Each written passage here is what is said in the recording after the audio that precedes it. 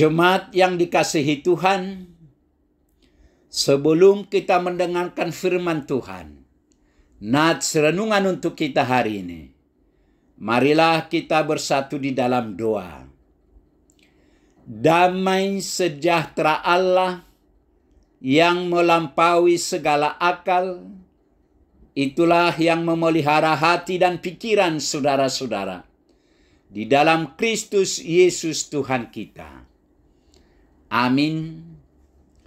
Saudara-saudara yang kekasih, firman Tuhan nats renungan untuk kita hari ini, Rabu tanggal 30 Oktober 2024, sesuai dengan Almanak HKBP, tertulis dalam kitab Nabi Yesaya, pasal yang ke-57 ayat 11. Yesaya 57 ayat 11. Kepada siapa gerangan engkau gentar dan takut, sehingga engkau berdusta dan tidak mengingat aku, atau memberi perhatian kepadaku? Bukankah karena aku membisu dan menutup mata, maka engkau tidak takut kepadaku? Kepada siapa gerangan engkau gentar dan takut, sehingga engkau berdusta dan tidak mengingat aku, atau memberi perhatian kepadaku? Bukankah karena aku membisu dan menutup mata, maka engkau tidak takut kepadaku? Demikian firman Tuhan. Jangan gentar dan takut. Saudara-saudara yang kekasih, secara singkat, dalam nats renungan kita hari ini, Tuhan melalui Nabi Yesaya berbicara kepada umat Israel, mempertanyakan mengapa mereka membiarkan ketakutan terhadap orang lain menjauhkan mereka dari Tuhan. Meskipun Tuhan tampak diam, Dia mengharapkan umatnya untuk tetap setia dan mengingat perbuatan serta janjinya di masa lalu. Ayat ini sekaligus menantang umat Israel untuk mempertimbangkan apa atau siapa yang mereka takuti lebih dari Tuhan, dan mengapa mereka mungkin mengabaikan hubungan mereka dengannya. Ini menunjukkan bahwa keheningan Tuhan bukanlah ketidakhadiran, tetapi ujian iman dan pengabdian. Pesan ini abadi mendesak umat Israel untuk mempercayai kehadiran Tuhan yang abadi dan tidak terpengaruh oleh ketakutan atau gangguan sementara.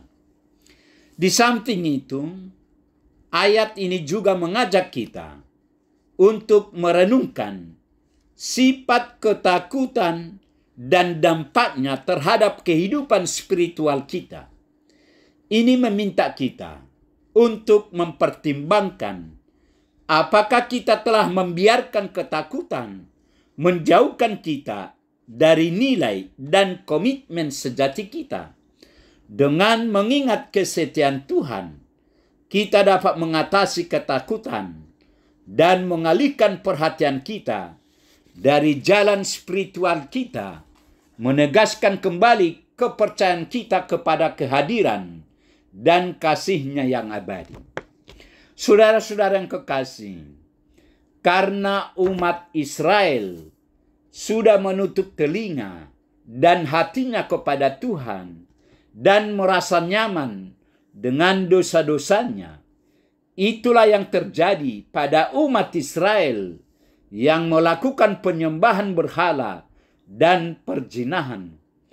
Oleh karena itulah, dengan tegas Nabi Yesaya menyatakan, kepada siapa gerangan engkau gentar dan takut, sehingga engkau berdusta dan tidak mengingat aku, atau memberi perhatian kepadaku?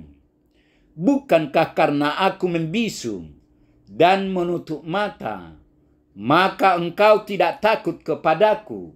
Yesaya 57 ayat 11.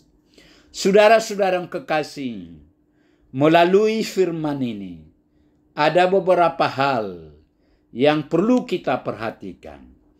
Yang pertama, nats ini mengatakan, dan kepada siapakah kamu gentar atau takut, sehingga kamu berdusta dan tidak mengingat aku.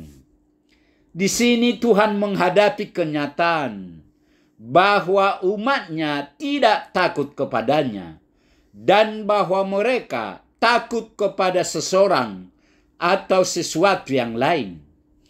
Tidak juga menaruhnya dalam hatimu. Artinya hubungan mereka yang dangkal berhubungan dengan pandangan yang rendah terhadap Tuhan dan kurangnya rasa hormat mereka kepadanya. Yang kedua, bukankah karena aku telah berdiam diri sejak dahulu sehingga kamu tidak takut kepadaku? Mengapa umat Allah tidak menghormatinya? Sebagian karena dia menunjukkan belas kasihan dan tidak segera menghukum dosa mereka. Mereka melakukan kesalahan fatal yang umum terjadi pada manusia yang telah jatuh. Mereka salah mengira belas kasihan dan kesabaran Allah sebagai kelemahan atau kurangnya tekad. Yang ketiga, aku akan memberitakan kebenaran dan perbuatanmu, karena semuanya itu tidak akan berguna bagimu. Umat Allah tidak percaya kepadanya dan hal-hal lain yang mereka percayai, diri mereka sendiri dan berhala-berhala mereka. Artinya, biarlah kumpulan berhalamu menyelamatkanmu. Tidak dapat menolong mereka. Berhala-berhala mereka begitu lemah dan tidak berdaya, sehingga napas mereka berhenti. Dengan demikian, Allah tidak hanya di tempat yang tinggi dan kudus, tetapi dia juga tinggal bersama orang yang rendah hati dan menyesal. Amin, marilah kita berdoa. Tuhan Allah Bapa di surga, Bapa yang kami kenal dalam nama Yesus Kristus. Puji, syukur, terima kasih Tuhan atas kasih setia Tuhan. Pagi ini kami boleh mendengar sebagian dari firman-Mu. Firman-Mu mengingatkan kami agar kami tidak gentar dan tidak takut dalam menghadapi kesulitan apa sekalipun, karena kami tahu Tuhan sungguh mengasihi kami. Berkatilah firman-Mu ini ya Tuhan. Berkati kami semua, agar kami tetap bersukacita, memuji dan memuliakan nama-Mu. Terima kasih Tuhan. Dalam Yesus kami berdoa. Amin.